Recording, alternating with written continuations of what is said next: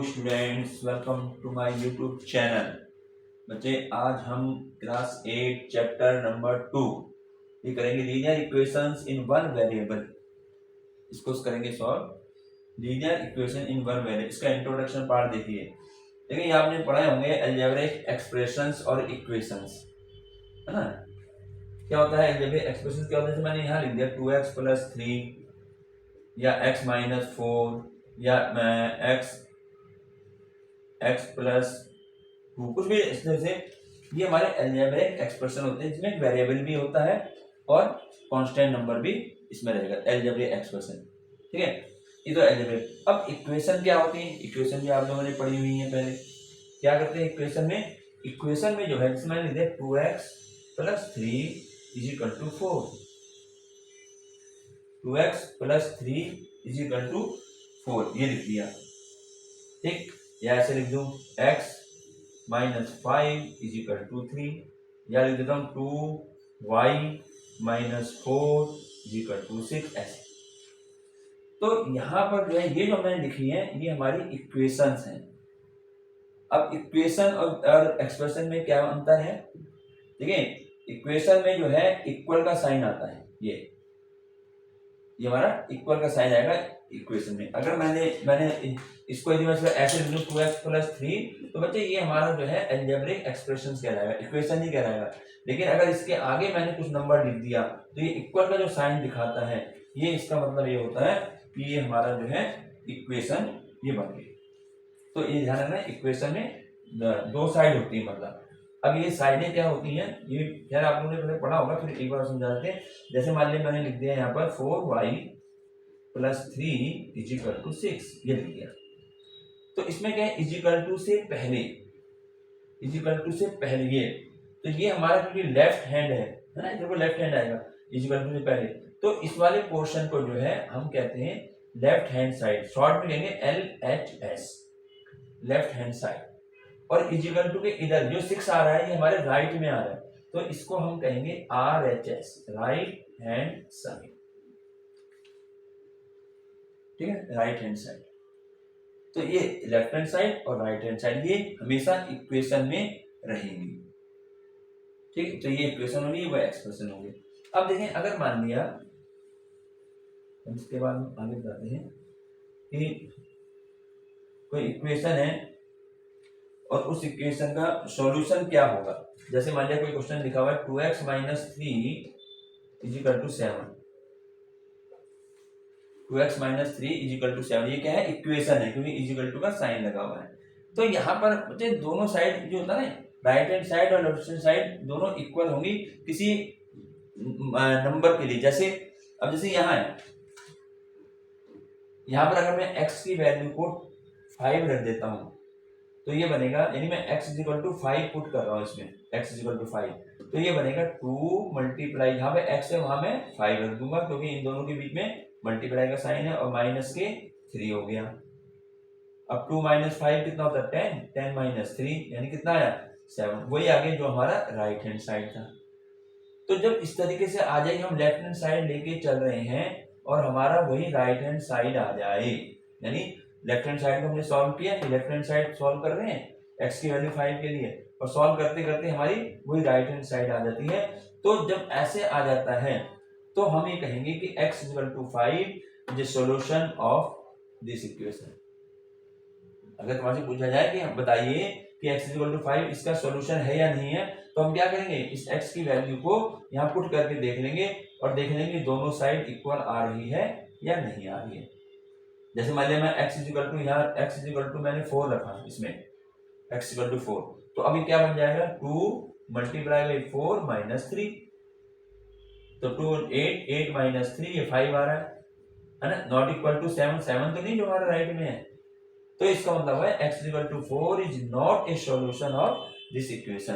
तो अगर कहीं पर सॉल्यूशन पूछा जाए कि बताइए ये x की वैल्यू ये या y जो भी वेरिएबल होगा, है ना, वो हमारी सॉल्यूशन है या नहीं है, तो हमें ये बताना है, ठीक। उसकी वैल्यू पुट कर देंगे। अगर देखते हैं राइट हैंड साइड और लेफ्ट हैंड साइड दोनों सेम आ रहा है, तो हम कह देंगे कि वो वैल्यू जो है उसकी इस इक्वेशन की सॉल्यूशन है। तो ये तो सॉल्यूशन की बात होगी। इसी प्रकार से देखें, इसी प्रकार से अब हमारा क्योंकि चैप्टर का नाम है लीनियर इक्वेशन। लीनियर इक्वेशन कहते किसे और इन वन वेरिएबल, एक वेरिएबल में होना है, यानी वेरिएबल मतलब X Y Z A B कुछ भी हो सकता है, वो हमारे पास एक वेरिएबल होगा। देखिए जैसे मान लिया यहाँ मैंने लिख दिया, एक मैं लिखता हूँ 3x plus Y, sorry 3x plus 4 equal to 6, ये मैंने लिख दिया। अब यहाँ पर ये हमारी लीनियर इक्वेशन है या नहीं है, वेरिएबल कौन सा हुआ, x वेरिएबल है, ठीक है ना, और ये हमारे कांस्टेंट टर्म होती है। तो यहाँ पर हमारे पास वेरिएबल जो है, वेरिएबल की पावर कितनी है, डिग्री कितनी इसकी जो है 1 है, इसके ऊपर लगा देना 1 होती है। तो ये हमारी जो है लीनियर इक्वेशन कहलाएगी।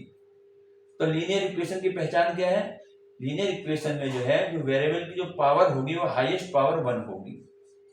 ये जो है हमारी लीनियर इक्वेशन की ये हमारी पहचान हो जाती है। क्या होती है कि linear equation, in linear equation variable has greatest degree 1 या ग्रेटेस्ट पावर 1, तो वो हमारी जो है हमारा क्या रहेगा लीनियर इक्वेशन। अब जैसे मान लीजिए यहाँ मैं लिख देता हूँ 3x square plus 2 is equal to 4, ये भी है तो इक्वेशन, लेकिन ये लीनियर इक्वेशन नहीं है। क्यों, क्योंकि यहाँ पर x की जो पावर है, x की पावर ग्रेटेस्ट मैंने कहा हाईएस्ट पावर 1 होनी चाहिए, यहाँ पे हाईएस्ट पावर 2 आ गई है, तो ये हमारी लीनियर इक्वेशन नहीं होगी। ठीक है, तो लीनियर इक्वेशन की ये मतलब सिंपल सी एक डेफिनेशन बन जाती है लीनियर इक्वेशन के लिए कि जिसमें जो है हाईएस्ट पावर और द वेरिएबल क्या होगी 1 होगी, हाईएस्ट पावर ऑफ वेरिएबल। ठीक, तो ये लीनियर इक्वेशन को बता दिया और इसका सॉल्यूशन क्या होगा वो बता दिया तुम्हें। ठीक है, अब जो है अब हम सॉल्व करने के लिए, अब देखिए अब इसको सॉल्व कैसे करा जाएगा, इक्वेशन को सॉल्व करना, सॉल्विंग इक्वेशन।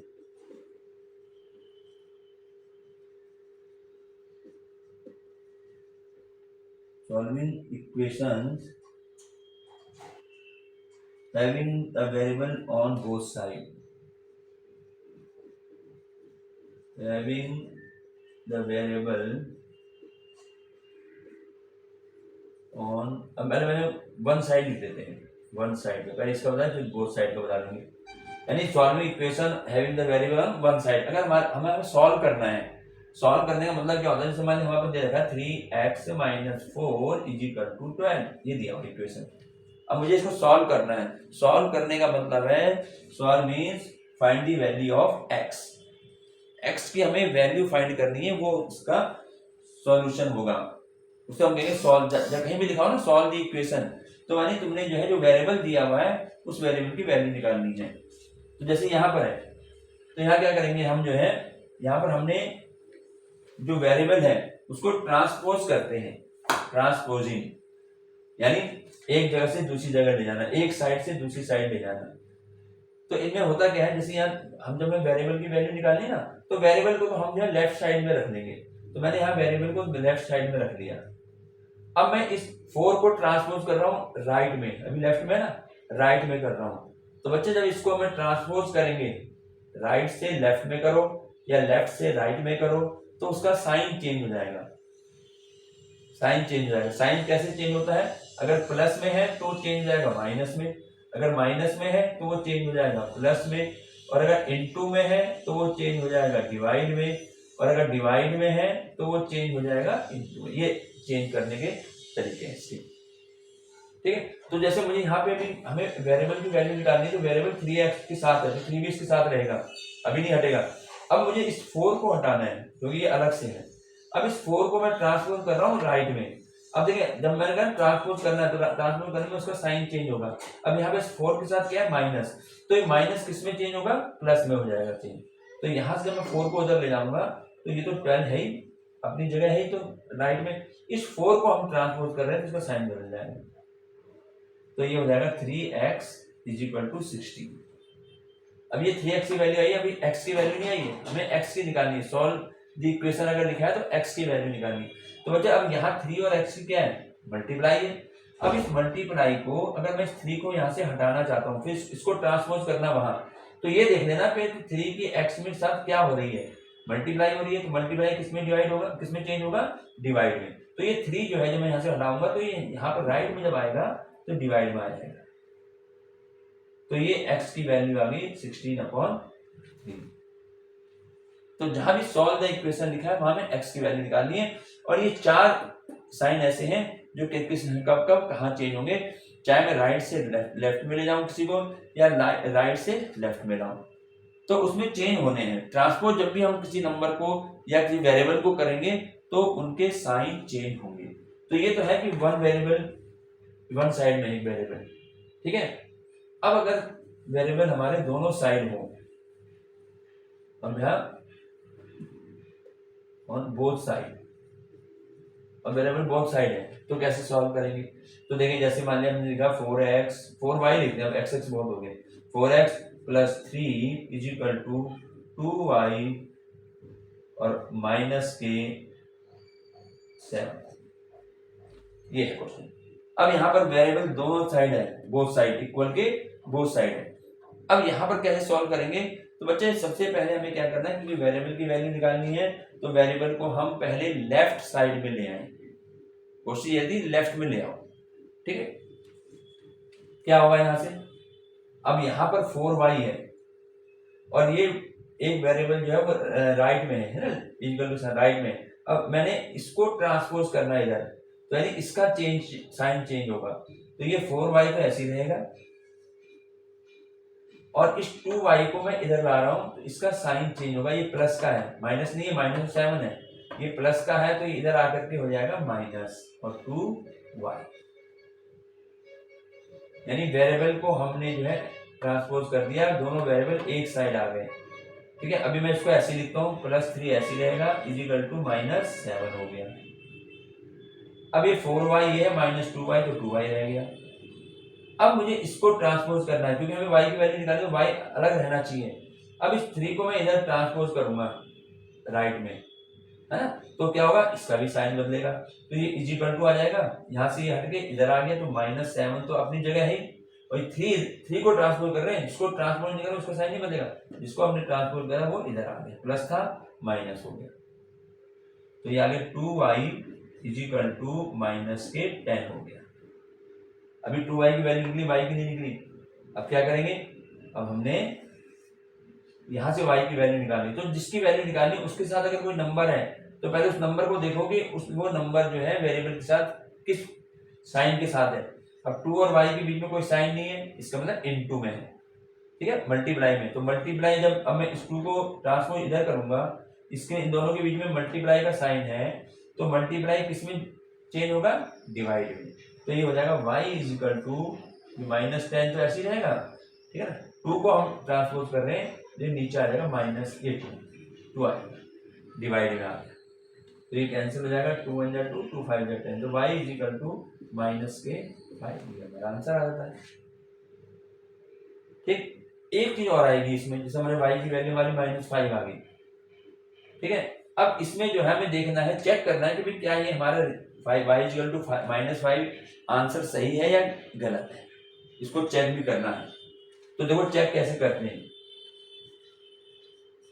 चेक क्या करेंगे, जो हमारा क्वेश्चन है, क्वेश्चन को मैं यहाँ लिख दूं 4y + 3 = 2y -7।